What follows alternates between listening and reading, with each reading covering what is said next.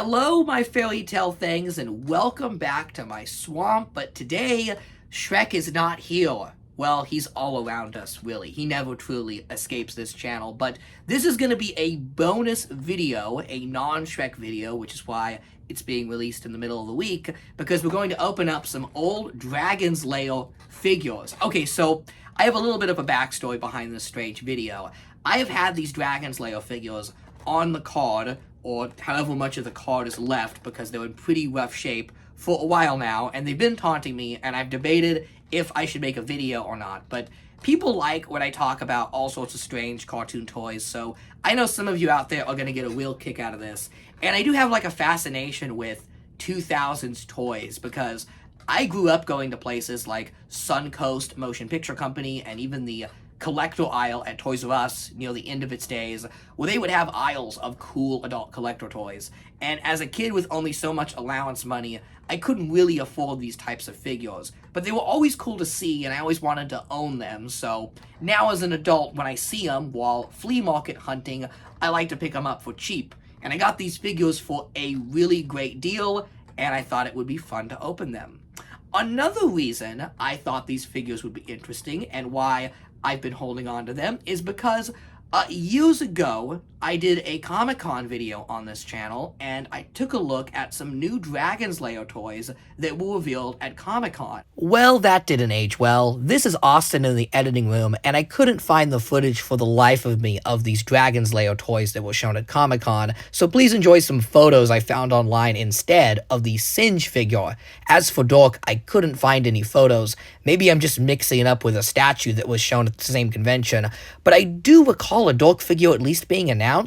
Anyways, this Singe was shown and was intended for a Dragon's Lair action figure line from a company called Syndicate Collectibles that makes some really awesome toys.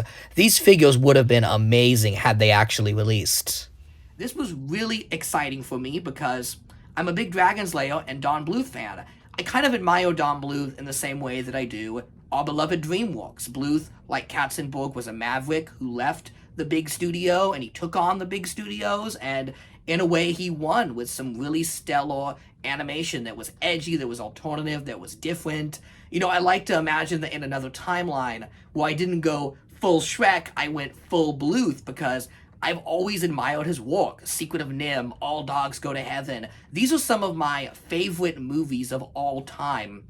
But there is not a lot to collect. There's like basically nothing. I have on my desk here, you know what, let me just lean off camera here for a second. I keep Charlie and Sasha here from All Dogs Go to Heaven on my desk, just to remind me how much I love these classic movies. But in terms of large-scale collecting, there's really nothing. But for a brief moment in the 2000s, we got these excellent Dragon's Lair toys that have since become quite expensive on the aftermarket. That's why you flea market hunt. The joke's on me, because I didn't get Dork or Singe. I got the other characters. You know, I kind of figured that Syndicate would produce Dork and Singe, and then I could mix in these other ones from the earlier set, but they never came out, so I don't have Dork and Singe. So today we're going to open up the two figures I do have, because these toys shouldn't sit carded, and toys should be opened and played with. So we're going to flip the camera around, and we're going to take a look at these awesome, underrated figures from the 2000s. Oh, yeah. Okay, where to begin? Well, I think Princess Daphne is going to be a home run of a figure. So we're going to start off with the lesser of the two, Mordroc, the witch, with her dingbats.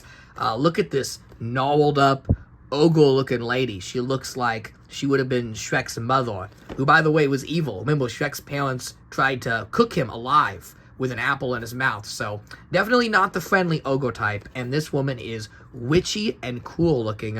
And look at her bats here. I'm kind of more excited about these little bats than the witch figure, because they're just Don Bluth style bats. They look cool, kind of Ferngully-esque. This one almost looks like the bat from Troll in Central Park, if anyone remembers that movie, the bat, poor bat that gets turned to stone. I always felt bad for that little guy. And hey, that movie's drawn by Don Bluth's team, so makes sense why those bats look similar. Don Bluth, man, always had a knack for making scary cartoons that you wouldn't get from Disney. Really the DreamWorks of their time. And then on the top, we have Don Bluth presents Dragon's Lair 3D action figures. And this isn't talking about the figures themselves being 3D, but actually, these were a tie-in to a video game called Dragon's Lair 3D on the GameCube and PS2. And I've never played this game. I don't know if it's good or bad. You could let me know in the comments, but it was one of those games that always, like, mystified me as a kid, because GameStop had it back in the day, but it was a rare game even back then. It was like $39.99, you know, back when most PS2 games were $3 to $4 each. So, yeah, I wasn't touching that one. But they went all out with the merchandise here. We got Dork, Mordroc, and Daphne, and then, of course, the super-sized Singe figure that I still would love to have one day.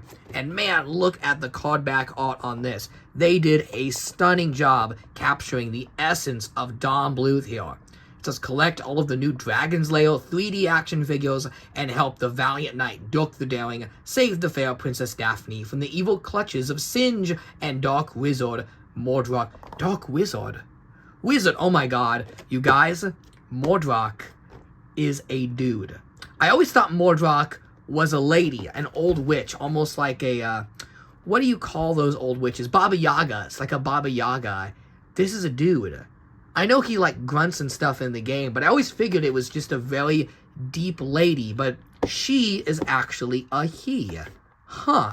How about that? I have been misgendering Mordroc for over 20 years. I am so sorry. Now, I probably should take a moment to explain who Mordroc is, because you may be looking at this figure and going, wait a second, I don't remember this dude from Dragon's Lair. He's the main villain of Dragon's Lair 2 Time Warp, aka the hardest video game ever made.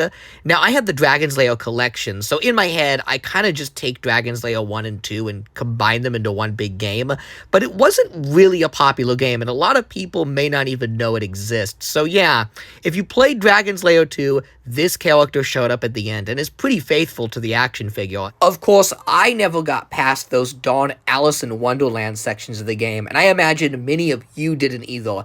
God, Dragon's Lair 2 is such a hard game.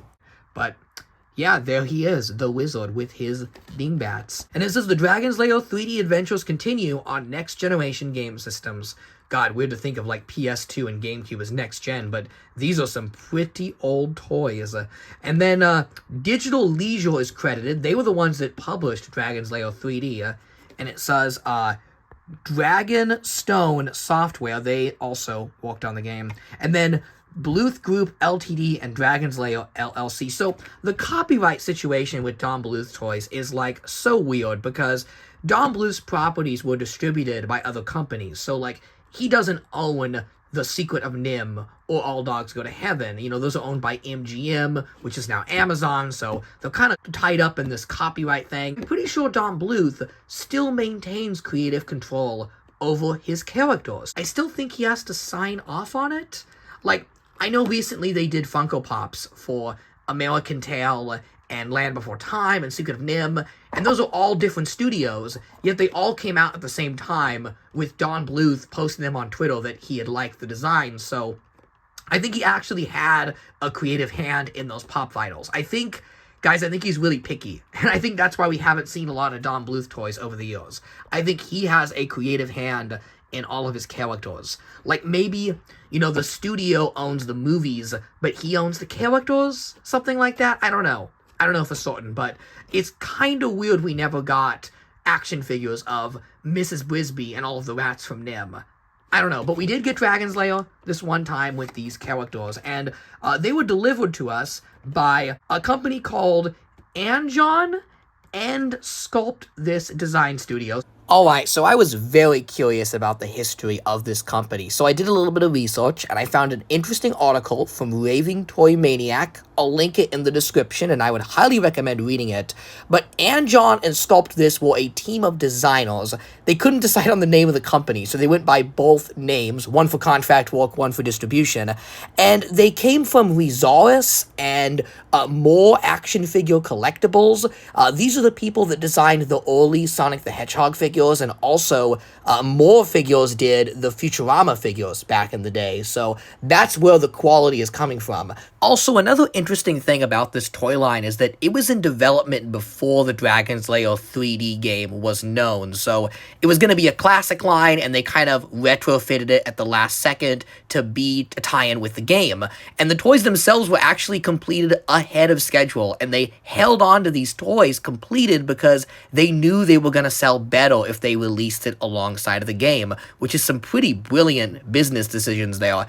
They described the whole thing as just really good timing, so good on them, an independent studio making some cool toys. They didn't get a lot out. There was supposed to be a second wave of these that never came out, and things just kind of fizzled. But they did make these toys, and they were given beautiful presentation back when action figures came on big chunky blister cards before everything was put in boxes like these days. Look, I don't mind the boxes, but sometimes there's just something nice about a big blister card that also doesn't age well. Yeah, these things are smushed and falling off the cards, and that seems to be the case with a lot of these. I don't know if people stored them in bins, if they were stocked badly at, GameStop or Suncoast or wherever these were sold, but they're pretty damaged. So today, we will be freeing them from the card back. So let's open up Mordroc here, the wizard.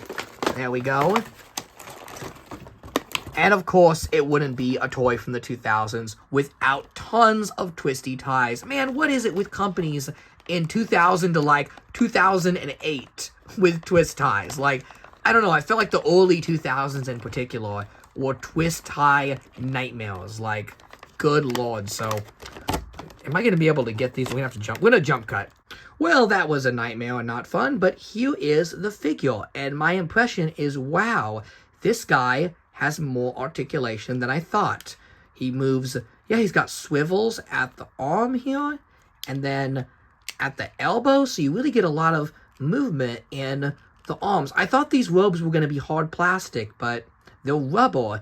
And that's something that's interesting is that article I had mentioned, they talk about how they went out of their way to use softer plastic than what you would see from like McFarlane or NECA, so that the figures wouldn't snap when you pose them, because they really wanted to make them playable toys, not just things that would sit on a shelf in one position, but things you can actually really pose and have some fun with. And yeah, they did a great job here. Like, this doesn't feel fragile at all. I always get nervous with these old collector figures, like is gonna snap as soon as I free them from the packaging. I'm looking at you, NECA. But no, there's a lot to work with here. The neck joint is interesting. It feels a little loose. Like, is it gonna break? No, just loose. But yeah, he's great. And then he's got his scepter here. I really like how bright that is. They cast it in a heck of a bright orange. And I assume that just slides right into this hand here. Okay, that was somewhat difficult, I won't lie, but now that he's holding it, he looks great. Look at that. So he's like, I command ye bats, do the dinging. And the dingbats go dinging. By the way, look at these bats, because they have such adorable designs. I actually really like them a lot. This guy here, he almost reminds me of the bat from HR Pufnstuf. That's another one that comes to mind. Just really classic, like, Saturday morning cartoon, kids show vibes from these guys. Very psychedelic, especially this blue one. Yeah, these are great. Oh, look how warty he is in the back. That's awesome. These are quite nice. Oh, the name is Batty. Logic is erratic. Potato in a jacket. Right? That's actually the lyrics, you guys. Look up the lyrics to the Bat Rap. It's bizarre. And it was written by Thomas Dolby, of all people, wrote that song. This review just makes me want good Ferngully toys. And the reality is, we're probably never going to get collector figures of Ferngully. Because, like, do you see the irony there? The whole point of Ferngully is that it's, like, anti-plastic, very pro-nature. So if you make Ferngully toys out of plastic and oil, the big bad oil, yeah, it would be pretty ironic. So other than some very obscure rare figures from the 90s, I don't think we're ever going to see modern Ferngully toys, which is tragic. But there is Mordroc. Okay, cool. Now it is time for Daphne. Okay, here is Daphne. This is not your mother's Princess Peach. This is Daphne in her very revealing outfit, although this character actually kind of predates the modern design for Princess Peach, which is funny. She was still like Princess Toadstool at that point, and was still like connected to the Toad people, but you know, the lore on Mario, it shifted as time went on. But here is Daphne, and she does also come with the Fire Drake here, just like how Mordroc here came with a second figure. We get a bigger one here, a full dragon, so let's check this out. And this one's already falling off the card, so, you know, it's gonna be pretty easy to open up.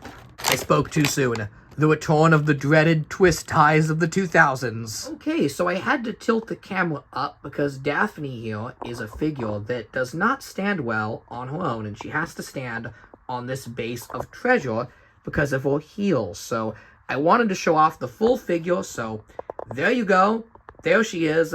And yeah, this is a very sexy figure, for lack of a better term, because Princess Daphne was a sex symbol of the video game industry in the 1980s. I'm sure many Gen Xers had her as an early crush. She was a very important icon in video games. Now, I grew up with Dragon's Lair 2, even though I am a Gen Zer, because I had the version on the Wii, so I did play it as a kid.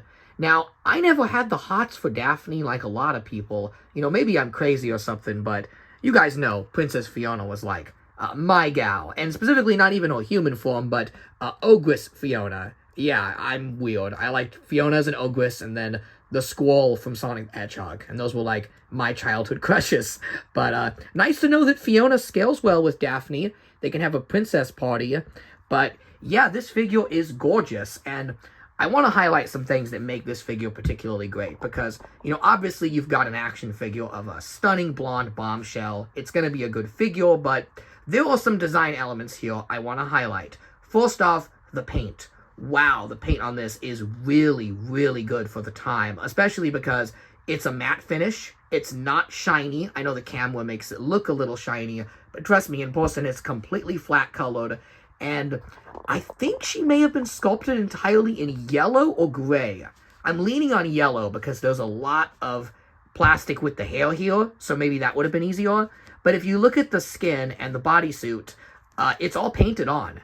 I mean, it's impressive. And there's no flaking to speak of. It's classic. It's still fully as if you bought this, you know, back in, 2003 when this came out.